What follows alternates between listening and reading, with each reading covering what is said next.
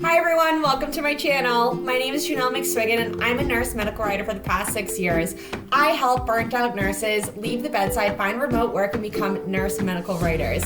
So today we're going to be talking about a day in the life as a nurse writer. A lot of my writing students have the same question over and over again. What do you actually do? So today we're going to be covering that.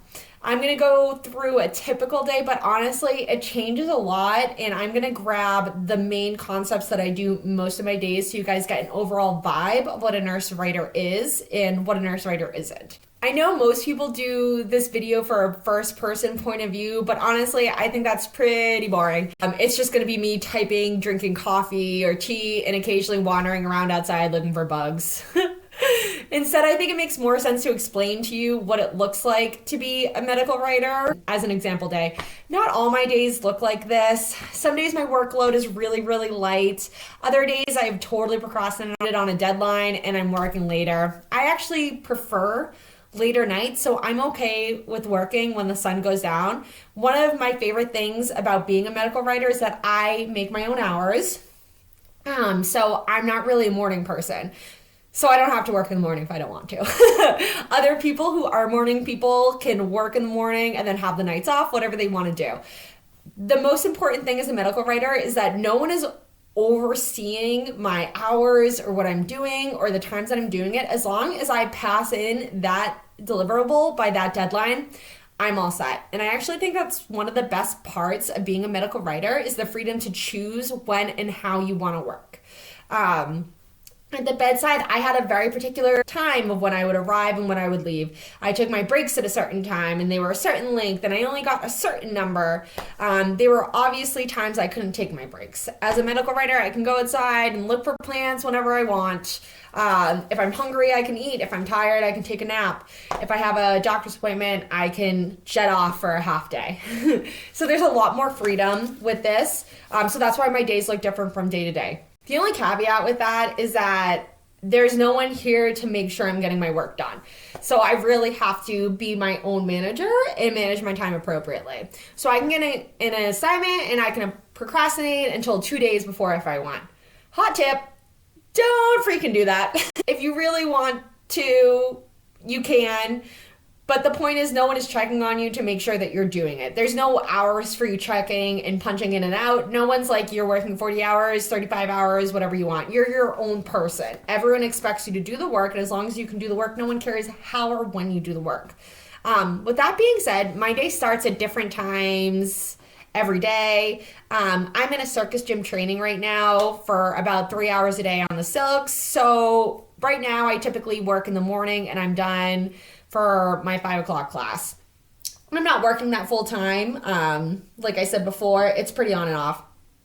I'm not a morning person personally, so I start my days with administrative tasks that don't really need creative juices. They're just kind of like a check the box type of thing. So I might check my emails and go through what needs to be done. I make a to-do list the night before and then I check it. There's not a lot of emails, usually 5 or less. It's not something that takes a lot of time, but it just kind of sets me up the day and it gets me in the mood to even start working. It really depends on the projects and what I'm doing. At this time, when I'm checking my to-do list, it's always changing, but some days it might mean that I'm researching a deliverable, which means I'm doing a deep dive into medical journals, maybe the CDC, WHO, whatever the editorial process is for my company. I might be editing, I might be interviewing a field expert or writing questions for that type of thing. If I'm not researching, I'm usually writing or editing. Those are the main three: researching, writing, or editing. That's a cycle of a medical writer, and it really depends where you fall into that cycle on any given day. Researching definitely takes me the longest because it builds the backbone to what I'm doing, but writing can be a drain too on time. I usually concentrate on one deliverable at a time, and I usually break up my tasks. So if it's a writing day, I don't edit. If it's a research day, I usually don't write, but maybe I do. So this is a classic method in the medical writing industry to really get you in that frame of mind. And usually that dictates how my days are going to go. So if I'm done researching, then I might put that deliverable away and do more administrative tasks or something like that. I usually don't try and mix too much of one deliverable on one day because that can just kind of be a brain drain, or I find that the deliverables don't come out as strongly if I have it on one day than if I break it up. How long I write and edit for a day totally depends on my mood. Sometimes I'll binge it like a good book and write for 3 or 4 hours and just bang out an entire deliverable. I know a lot of people can't stay engaged for that long, but I actually usually can. I can write a whole deliverable in a day.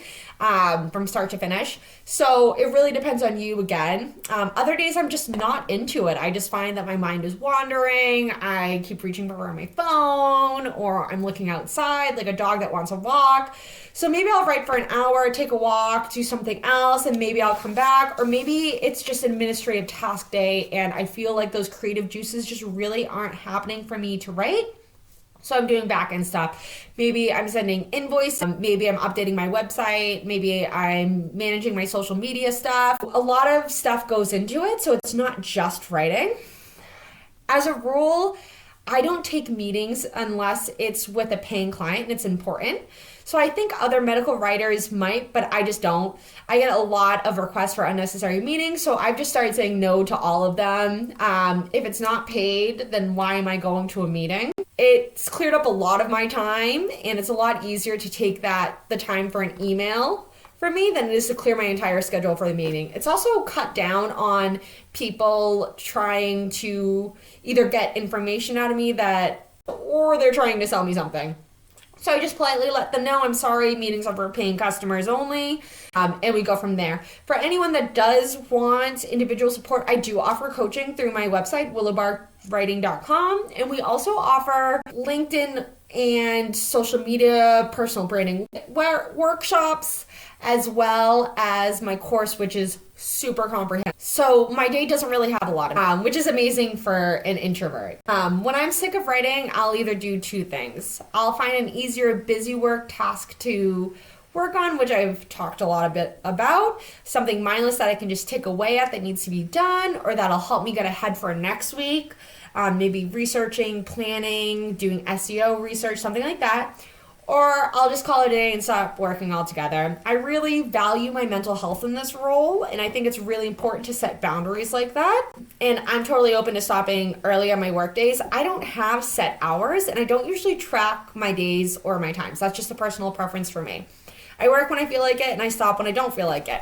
If I'm feeling off or disengaged, I'll try cooking, hop on my aerial apparatus, or I'll go swimming if it's summer. If I'm like really in the zone and I'm enjoying what I'm doing and it's super engaging, then I'll just keep going because that's what I feel like doing, and I'm totally okay with that.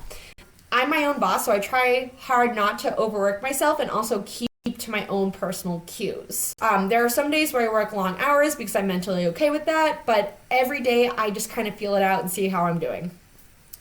Overall, I'll definitely take medical writing over my bedside job. I think that finding your own personal cues instead of working to the demands of a boss or a company is a lot better for my own personal health and my own personal growth. It's also been amazing to build and watch this business grow, and it's been fun to kind of put your own spice of personality in it through personal branding. I love the healthcare sector, but once I figured out that I could use my nursing license without being burnt out and not deal with the high stress of patient care every day, I was absolutely hooked. I think medical writing is a really good option for people that might want to supplement their income, are looking to transition. Maybe they're tired, maybe they just need a break, maybe they're nearing retirement, or they have a new baby on the way. I have all of those types of clients, nurses in my writing course, and I have had amazing feedback about how the support is going for them and how the transition is going for them. So if you're just unhappy, if you're unsure, if the future is just looking kind of bleak, you have options. There are other things that you can do, and medical writing is definitely a viable one. If you're curious and want to learn more, like, subscribe, and follow. I also offer resources to help support you in your journey at willowbarkwriting.com.